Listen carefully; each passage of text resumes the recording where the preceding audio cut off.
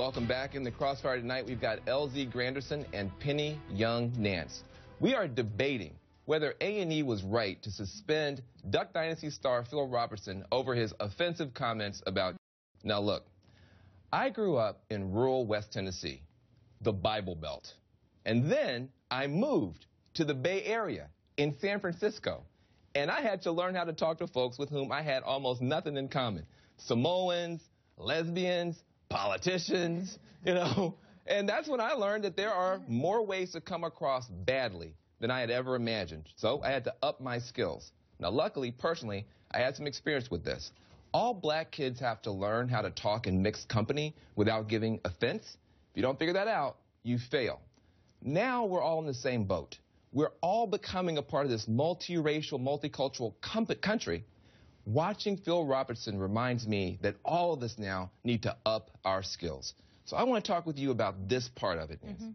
Like, I just think, now, whatever you think about the content of what he said, his reasoning behind what he said, don't you think that some of this stuff is just in poor taste, poor tone? Listen to this. He says, he talks about loving everybody, which Newt just pointed out. He says, we love them. Give them the good news about Jesus, whether they're homosexuals, drunks, terrorists, let God sort them out later. Don't you think if you're a gay or lesbian American, being lumped in with drunks and terrorists is at least a little bit offensive? Well, so again, we've just talked about the fact that his view of the Bible and Christianity, unfortunately, I know offends you. It offends you to believe, for him to say that homosexuality is a sin. By the way, he also said that sleeping around was a sin, all these other things.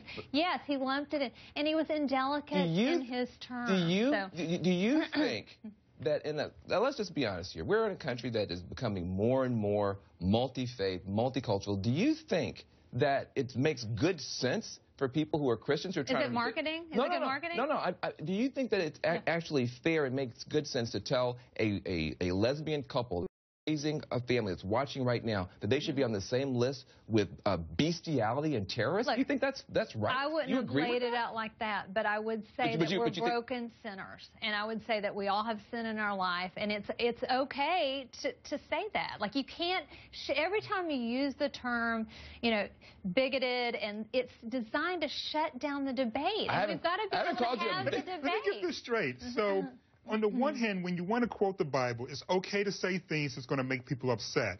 But when another person says you're bigoted, you're bigoted, it's like, well, don't say that word. That makes people upset. I mean, I don't understand the... Are you willing for him to say it back to you? I mean, here's the point. You know, my wife, Calista, has written 3 children's books about American history. And when you go back and you look at the very beginning of them, and you realize, why did the Pilgrims come here? Because they didn't have the right to say what they believed. Why did the Quakers come here? Because they didn't have the right. Why was Maryland the first Catholic colony? Because they didn't have the right. Now you got a guy who's making a lot of money being who he really is. He does an interview in a magazine where he's asked, how do you define sin?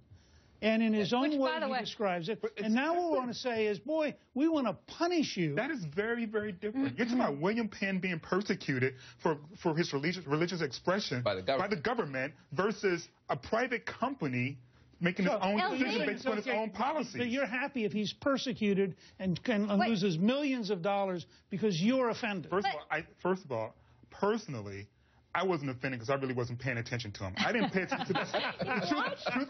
Truth be told, I didn't write about this piece. I didn't pay attention to this piece until Governor Jindal wrote a piece saying that this was somehow infringed upon his First Amendment right, which is not infringed upon his First Amendment right. But you don't think that the government infringes on people's religious freedom right now based on this issue? You don't believe that the printers, florists who are going out of business, and the Sweet Cakes Bakery in Washington State. You know more about that than I do. But let me ask you a question. Since we are talking about corporate, you know more about that than I do. But here's what I do not understand. Ordinarily, when we have good conservatives on like yourself, they love the free market. They love private corporations. They believe in them. They believe in it's almost a theology unto itself. Here we have a private corporation making a business decision that it doesn't want to be associated with a private individual, and now suddenly the First Amendment is being invoked. I'm not arguing they don't have the right. I have not one time said they don't have the right. I said it was stupid business. No, I think how do you not agree? they can. Hang on.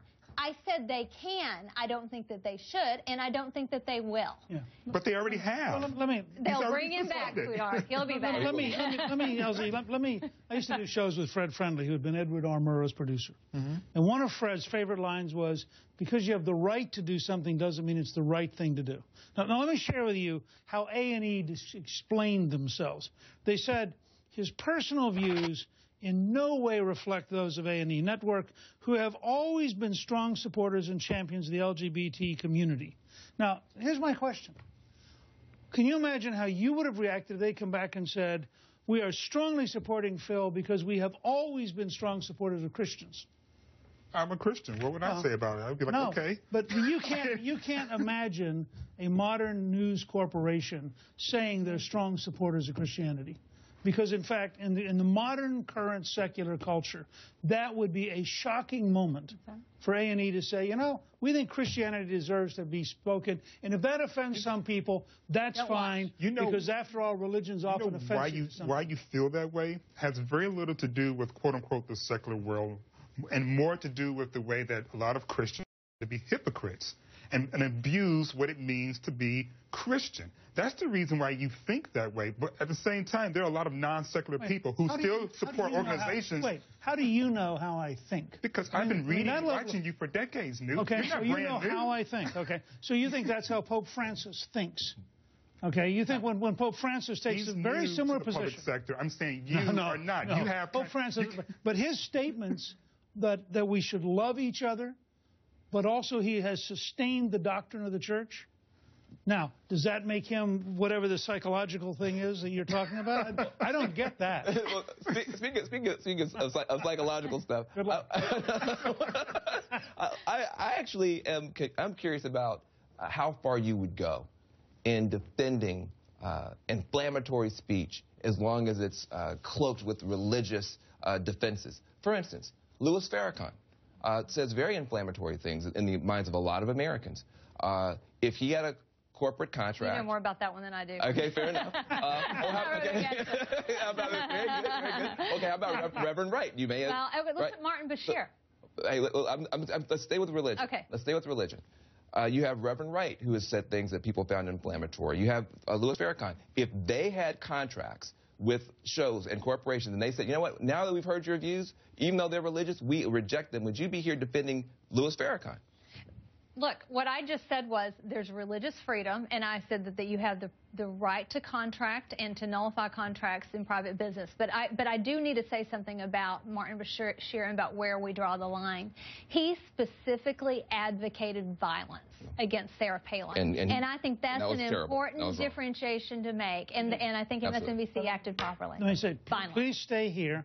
Next, the final question for both of our guests. We also want you at home to weigh in. Fireback question. Was it right for A&E to suspend Duck Dynasty star Phil Robertson over his comments?